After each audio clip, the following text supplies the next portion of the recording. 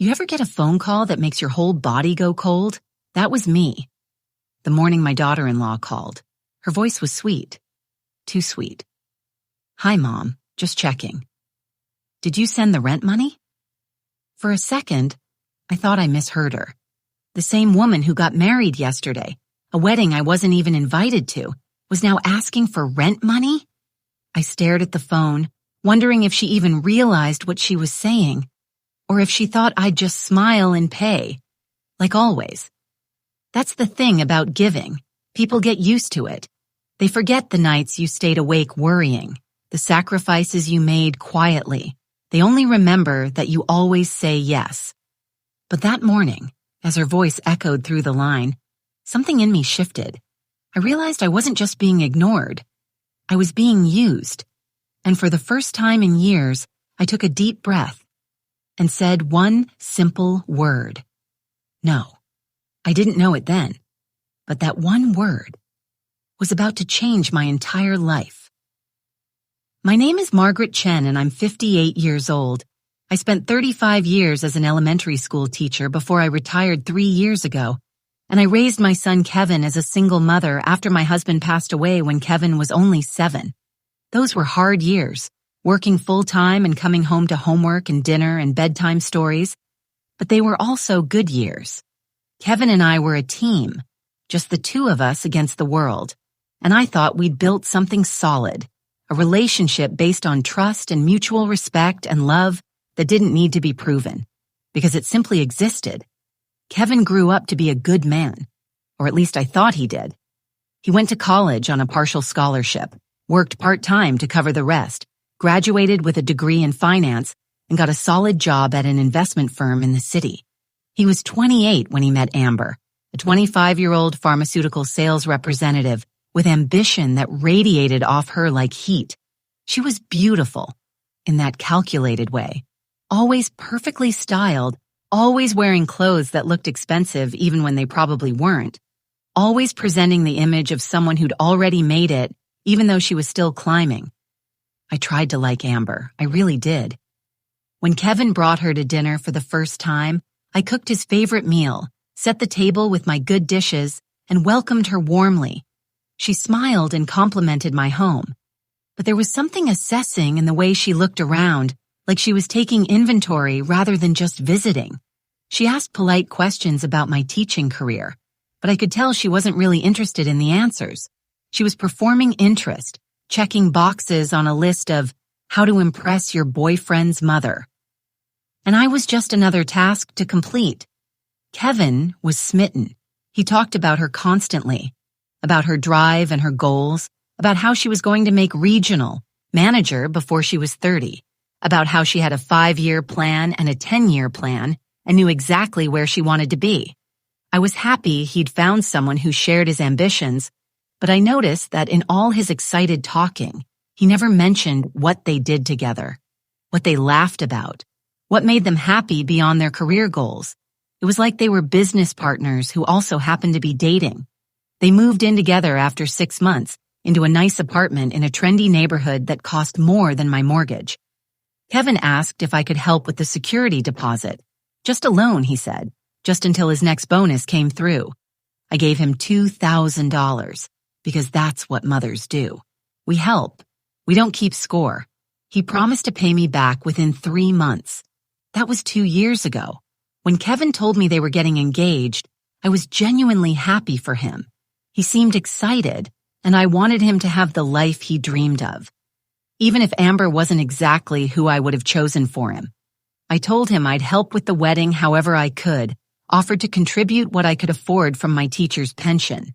He thanked me but said Amber's parents were handling most of it, and they wanted to keep it upscale and intimate, which I understood to mean expensive, and not really for people like me. The relationship between Amber and me was always polite, but distant. She called me Margaret instead of any version of Mom, which was fine, I wasn't her mother, but there was also no warmth, no effort to build a relationship beyond the bare minimum required by her connection to Kevin. When they came for Sunday dinners, which became less frequent after the engagement, she'd check her phone constantly and make comments about how much work she had to catch up on. subtle signals that she was too busy and important to really be there. 6 months ago, Kevin called with a request. They were planning to move to a bigger apartment in an even nicer building, something with doorman service and amenities, something that would impress Amber's colleagues and clients. The rent was $3,500 a month, more than double what they were paying, and while they could almost afford it, it would be tight. Would I consider helping them out? Just for the first year? Just until Amber got her expected promotion and they had more breathing room? How much help? I asked, my stomach already tightening. Maybe $500 a month? I know it's a lot to ask, Mom, but it would really help us get established. Think of it as an investment in our future.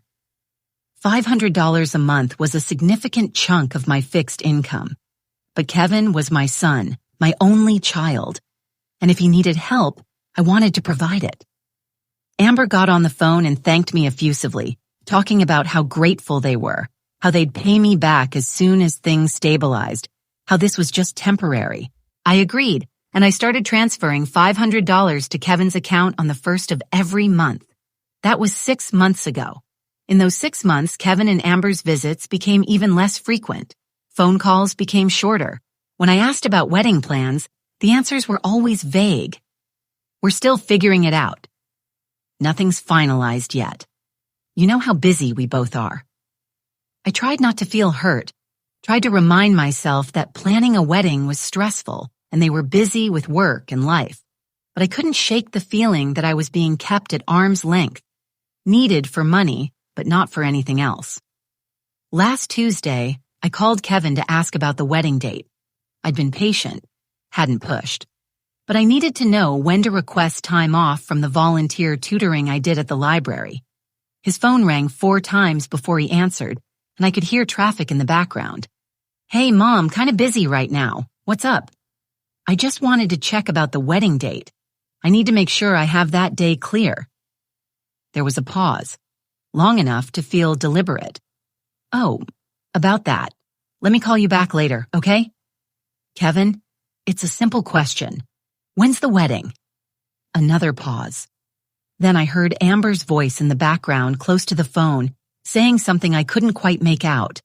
Then her voice came through clearly, having apparently taken the phone from Kevin. Margaret, hi, we actually got married yesterday. Her tone was bright, cheerful, like she was announcing they'd tried a new restaurant. It was just a small thing, very intimate, just immediate family and our closest friends. You know how these things are. We didn't want any fuss. I stood in my kitchen, the phone pressed to my ear, trying to process what she'd just said. You got married yesterday. Yes, it was beautiful, very elegant. We went to this amazing venue upstate, very exclusive. Sorry we couldn't include everyone, but we really wanted to keep it small and special. I'm Kevin's mother, I said quietly. I know, and we felt terrible about it, but the venue had very strict capacity limits, and with both our families being so large. Kevin's family is me, I interrupted. Just me. There was a brief, awkward silence. Then Amber said, still in that bright, performative tone, well, we'll definitely have you over to see the photos. I have to run. We're heading into the city. Love you. And she hung up before I could respond. I stood there for a long time, staring at my phone, feeling something crack inside my chest. My son had gotten married. Without inviting me, without even telling me it was happening until after it was done. I'd raised him alone, sacrificed everything to give him opportunities, and he'd excluded me from one of the most important days of his life. And he'd let his wife tell me about it. Couldn't even find the courage to deliver the news himself. For 3 days, I didn't hear from Kevin. I waited for him to call, to explain, to apologize. But my phone stayed silent. I went through my daily routines in a fog, teaching my volunteer students but barely present, coming home to an empty house that felt emptier than usual. I kept replaying the phone call in my head, Amber's casual tone, the way she'd said, love you, as if we had that kind of relationship, as if she hadn't just delivered news designed to hurt me. On the 4th day, I called Kevin. He answered on the first ring, and his voice was careful, Measured. Hey, Mom. I'm sorry I haven't called. Things have been crazy with work and, adjusting to being married. Why didn't you tell me? I asked. Why wasn't I invited to your wedding? It wasn't personal, he said, and I could hear the rehearsed quality of his response. Amber's family is huge, and we had to make cuts somewhere. We kept it really small, just immediate family. I am immediate family, Kevin. I'm your mother, your only family. I know, and I'm sorry. It all happened really fast. The venue had a cancellation, and we jumped on it, and by the time we realized the capacity issues, the invitations were already out. We didn't mean to hurt you. But you did hurt me, I said, and my voice cracked despite my efforts to stay calm. You got married without me there. Do you understand what that feels like? Mom, please don't make this a big drama. We're married now. We can't change it. Can we just move forward? Move forward. As if being excluded from my own son's wedding was a minor inconvenience we should simply get over. As if my feelings were an overreaction to be managed, rather than a legitimate response to being treated as disposable. I need some time, I said, and hung up before he could respond. A week after the wedding I wasn't invited to, Amber called. I saw her name on my phone and almost didn't answer, but curiosity and anger made me pick up. Margaret, how are you? I meant to call sooner, but it's been absolutely insane with thank you cards and getting back to work. She paused, waiting for me to respond. When I didn't, she continued. So I'm calling because the rent is overdue, and I wanted to check if you'd transferred this month's payment. I felt like I'd been slapped. The rent. Yeah, the $500 you help us with? It usually hits Kevin's account by the 3rd, but I haven't seen it yet, and I'm about to pay the landlord. Did you already transfer it? My hand tightened on the phone. Didn't I tell you? Tell me what? That I'm not paying your rent anymore. There was a beat of silence. What? Why not? Because I'm not invited to weddings I'm paying for, I said. And my voice was steady, controlled.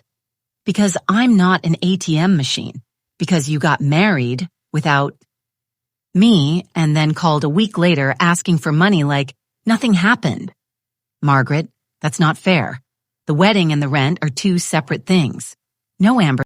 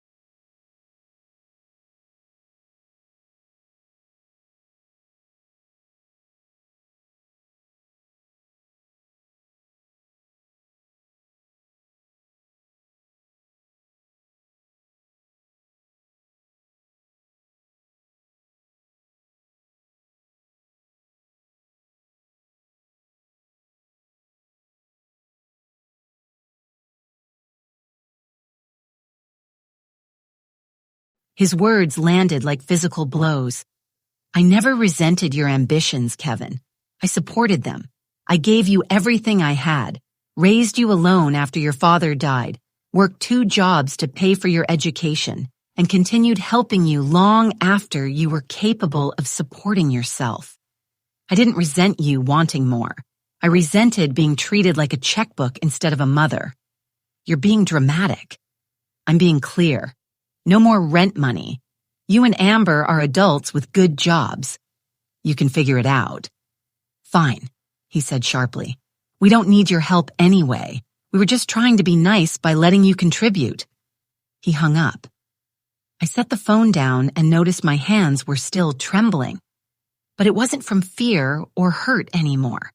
It was from the adrenaline of finally speaking my truth, of refusing to accept being treated as less than I deserved. 3 weeks after I stopped the rent payments, my friend Linda came over for tea.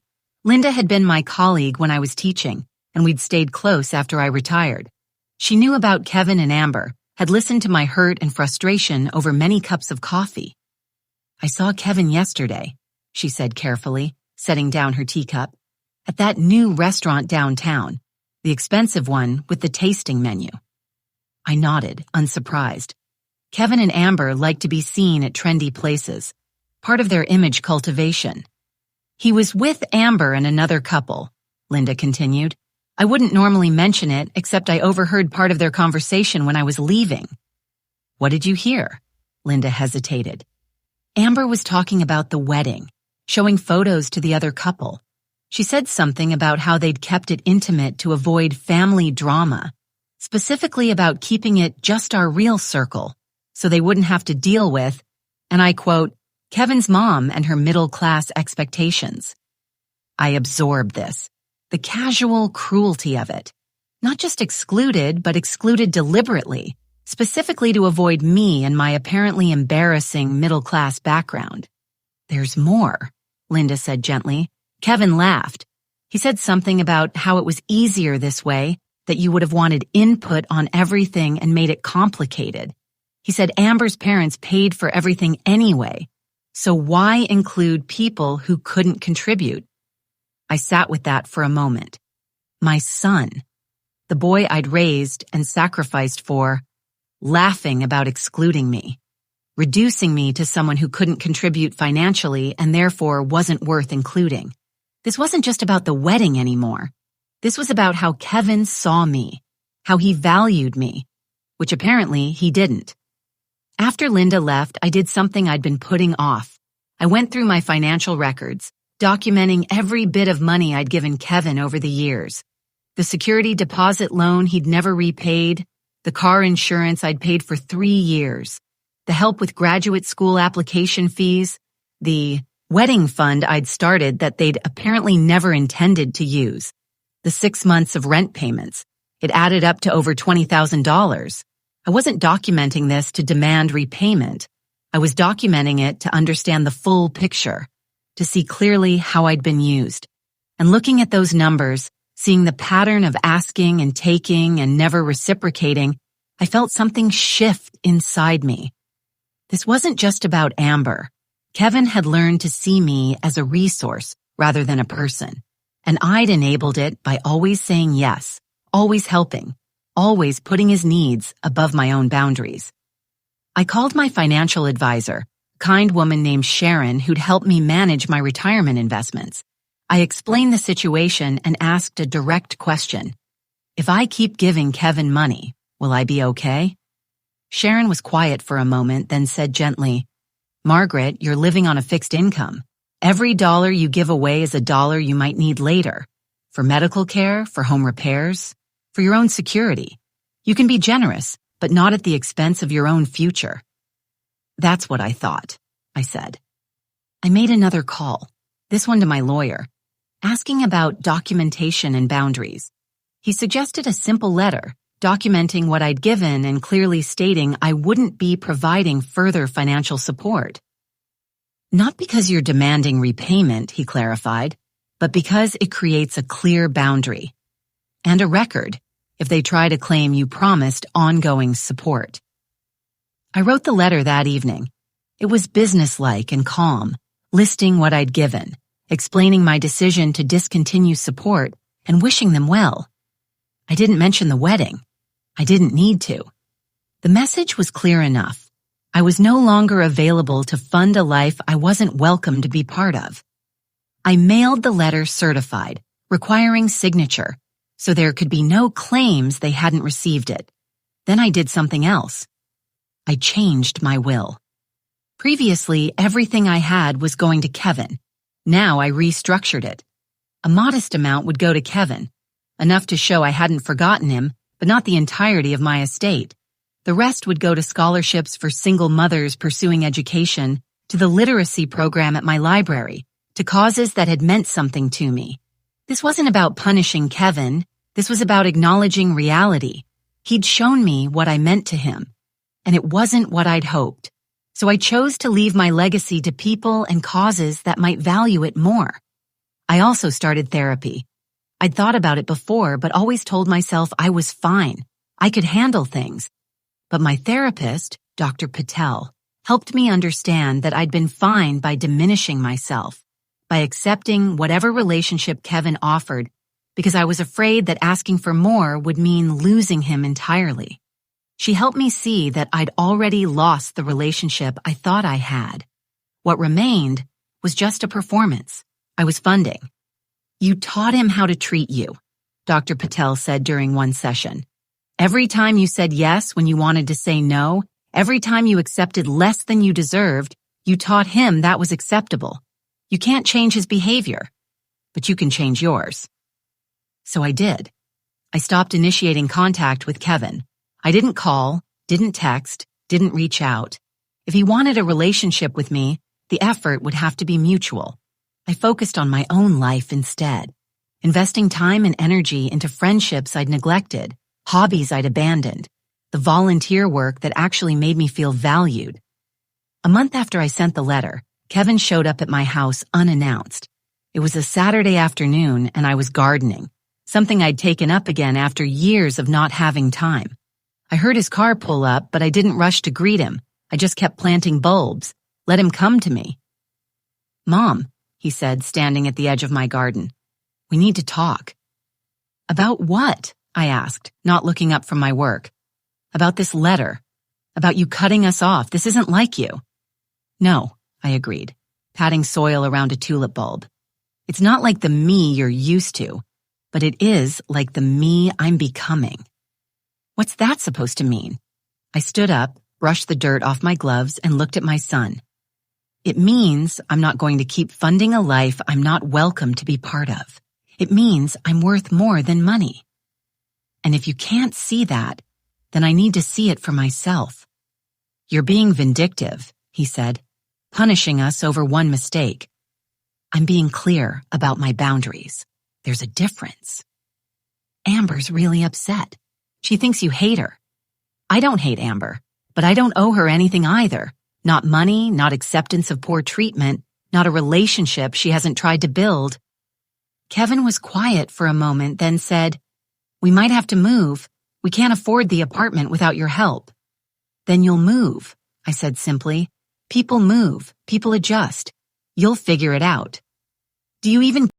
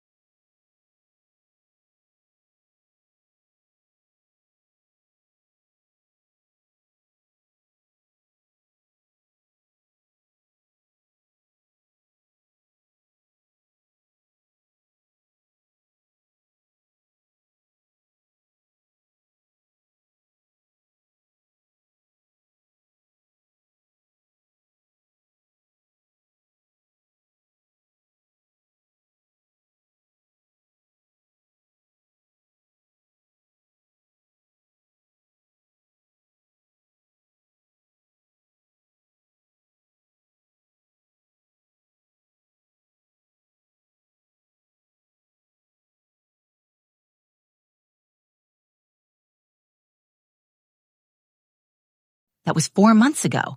Kevin and Amber come for dinner every few weeks now, and the visits feel different. They help me in my garden. We cook together. We talk about real things instead of performative updates. Amber is trying to build a relationship with me. Genuine effort that's awkward sometimes, but appreciated. She shared more about her mother's controlling nature, about growing up in a family where everything was about appearances. And I understand better why she made the choices she did. Kevin is working on being more authentic, less focused on how things look, and more focused on how they feel. He's in therapy too, working through his relationship with his late father, with masculinity, with success, and with what it means to be a good man instead of a successful one. I'm proud of him for doing that work. We don't talk about the wedding much, but Kevin did something that surprised me. He and Amber arranged a small ceremony, just the three of us and a few close friends. A vow renewal where I got to be present. It wasn't the same as being at the original wedding, but it was an acknowledgement, an apology in action rather than words. And that meant something. I haven't changed my will back. Part of my estate will still go to Kevin, but the scholarships and charitable donations remain. I've told him this, and he accepts it. I don't deserve more, he said. And honestly, I think Dad would like knowing you're helping other people the way you helped me. My life is different now. I'm not waiting by the phone for Kevin to call. I have my own full schedule, my own interests, my own relationships that don't revolve around being someone's mother. I love Kevin, but I don't need him to validate my worth anymore. That comes from inside, from knowing I stood up for myself, from refusing to accept being treated as disposable. This real-life story taught me that love without respect is just obligation. I love my son enough to give him everything I had, but he didn't respect me enough to value what I gave or include me in his life beyond my utility. When I finally demanded respect, when I refused to keep accepting less than I deserved, our relationship had to either evolve or end. Thankfully, it evolved. But it only evolved because I was willing to risk losing it. I'm 59 now, I'm not rich, but I'm comfortable. I'm not surrounded by a huge family, but I have people who care about me. I'm not invited to everything, but the things I am invited to actually want me there. And I've learned that sometimes the most loving thing you can do for someone is refuse to enable their worst tendencies, even if that someone is your own child. My son got married without me. That hurt more than almost anything I've experienced. But through that pain, I found my own worth again.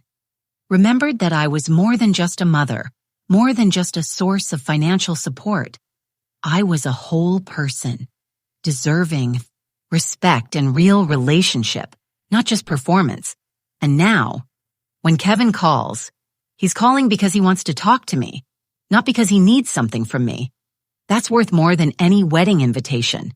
If you've experienced being taken for granted by family, if you've had to set boundaries with people you love, if you've had to choose your own worth over keeping the peace, please share your story in the comments. And if this emotional story resonated with you, please like and subscribe for more real-life stories about family, boundaries, and finding your own value. Thank you for listening.